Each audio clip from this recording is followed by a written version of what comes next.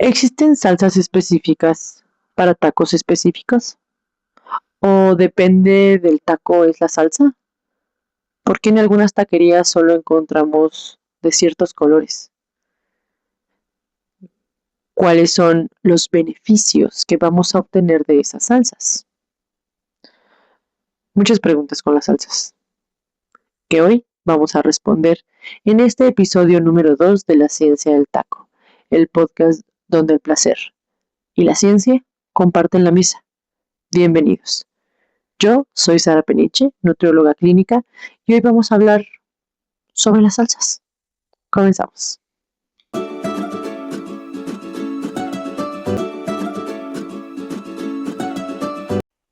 Las salsas son un complemento fundamental para que un taco pueda tener un sabor completamente diferente.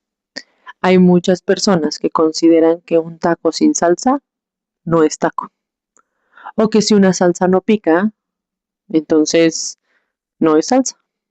Pero hoy vamos a descubrir qué es lo que pasa con esa sensación de picor que nos genera la salsa dentro de las papilas gustativas. ¿Es bueno? ¿Es malo? Es toda una historia que vamos a descubrir el día de hoy. No sé si ustedes recuerdan, hace unos años apareció un reportaje que hablaba sobre las salsas falsas. Las salsas falsas. Ese era el nombre del reportaje. Y entonces en ese momento yo me puse a investigar cuáles eran las características de la salsa falsa. Ese documental hablaba de que dentro de las taquerías se estaban vendiendo guacamole, cuando pues la cantidad de aguacate que tenía la salsa realmente no era tanta, pero lo que sí tenía era más calabaza. Y yo pensé, pues es una verdura, al igual que el tomate verde que se le pone al guacamole, o en lugar del jitomate que se le pone a otras salsas, el ajo o la cebolla, también son una verdura. Entonces, no estás haciendo falsa la salsa, estás generando mayor calidad en esa salsa, porque invariablemente al ponerle más verdura, le estás agregando una mayor cantidad de fibra a esa salsa. Y entonces, esa nota podemos desmentirla un poco desde la mirada de estás aumentando verdura, estás aumentando la calidad de la salsa. Pero, ¿qué genera esa sensación de escozor o picante? El chile tiene una sustancia que se llama capsaicina. Capsaicina es un mecanismo de defensa que tiene el chile para evitar que sus depredadores lo consuman y de esa manera pueda perpetuarse como especie. Y entonces vamos a entender que ese picante lo vamos a encontrar dentro de algo que se llama la placenta del chile. La placenta es a lo que comúnmente podríamos llamar las venas del chile. Y ahí vamos a entender cómo las abuelitas, por ejemplo, consideran que si desvenas el chile de manera correcta, vas a tener una salsa que sea mucho menos picosa. ¿Por qué? Porque la concentración de capsaicina se va a encontrar dentro de esa placenta, dentro de esas venas que le llamamos comúnmente. Y entonces es un punto de realidad saber que a partir de ahí vamos a poder modular la cantidad de capsaicina que ese chile tenga. Si le quito las venas, voy a quitarle la capsaicina y si le mantengo las venas, voy a hacer que esa capsaicina se quede ahí en esa composición. Entonces, ¿cómo sabemos cuál es el nivel de picor que tiene un chile? ¿Cómo sabemos la concentración de capsaicina que un chile tiene?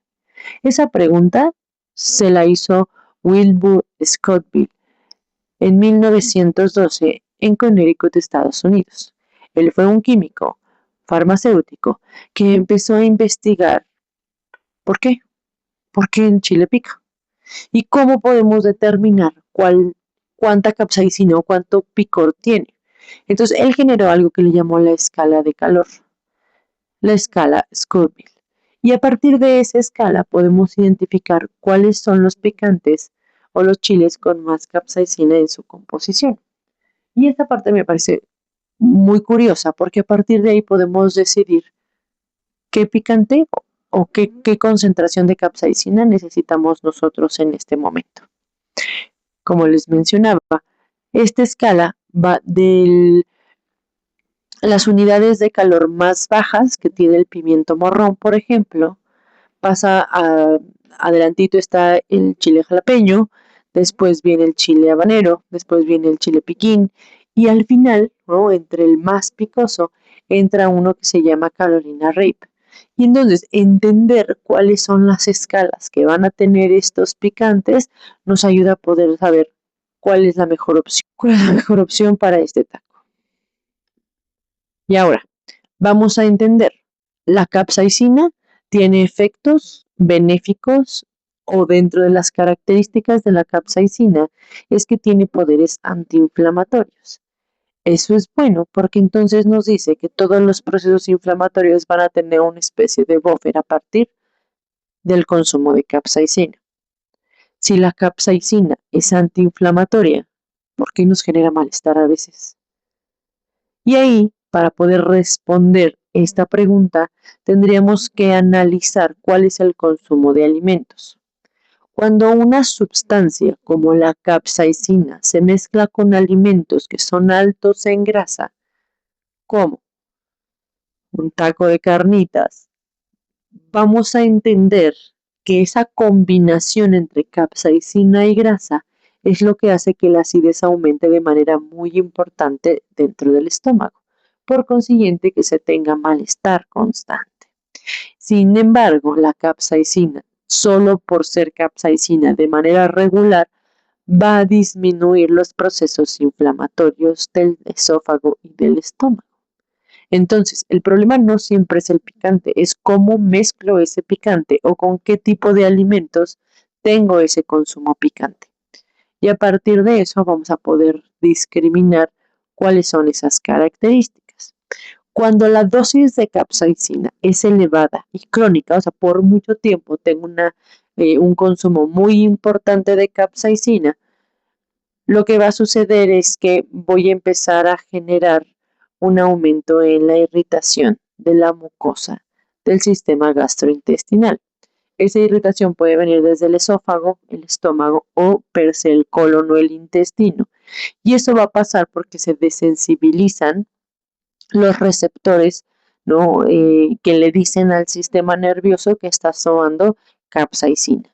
Y entonces, al momento de que disminuye esa sensibilidad, también va a comenzar a disminuir los malestares. La capsaicina, por ejemplo, también se utiliza en cremas analgésicas, ¿no? Y genera una parte de escozor o ardor dentro de la piel o en la piel cuando la usan, porque va a generar que estos receptores vayan aumentando su sensibilidad a la molestia. Y entonces es ese tipo de cremas que arden de repente, ¿no?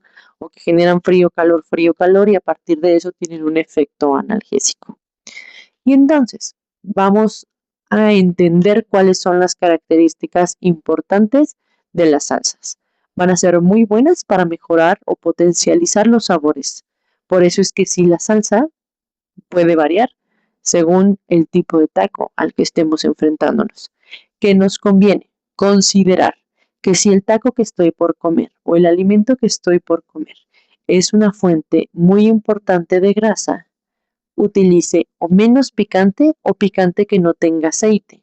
Por ejemplo, una salsa macha es una salsa que tiene chiles secos, tostados, molidos en aceite. Esa combinación va a generar que esa salsa muy probablemente sea irritante en lugar de generar beneficios antiinflamatorios como la capsaicina lo va a generar. Que nos conviene identificar el tipo de alimento para poder elegir de manera correcta qué tipo de salsa va a quedar con cada uno de esos tacos. Mi recomendación es evalúa tu proteína o evalúa tu plato o evalúa tu guisado para que a partir de eso puedas tomar decisiones sobre el tipo de picante o el tipo de chile que te conviene comer con esos tacos. La segunda recomendación es procura modular el consumo de irritante, porque si bien tiene efectos positivos el exceso, como todo, también puede tener efectos negativos. Y los efectos negativos muy probablemente te van a llevar de manera crónica a situaciones médicas, ¿no? A aumentar la acidez o a requerir de otro tipo de medicamento. Como recomendación final, una vez que o en el momento en el que te hayas eh, enchilado de manera muy, muy importante, la capsaicina va a generar que los receptores, esos receptores se llaman TRB1, esos receptores son los que van a sentir que está muy caliente o que algo no está bien dentro de la boca. Y como resultado vamos a sentir que se nos quema la lengua. Esa sensación no la vamos a disminuir con agua. Esa sensación se va a neutralizar con una base débil, como la leche. Y entonces de esa manera voy a poder disminuir la sensación de ardor dentro de la lengua con una base débil como la leche. En conclusión, cuando te enchiles, no tomes agua, toma un poco de leche. Y bueno, espero que estas recomendaciones sobre el consumo de picante, los beneficios que la capsaicina y los chiles tienen en tu dieta, puedan ser opción para ti. Yo soy Sara Peniche, muchas gracias por acompañarme en esta mesa donde la ciencia y el placer comparten espacio. Nos vemos la siguiente semana. Bye.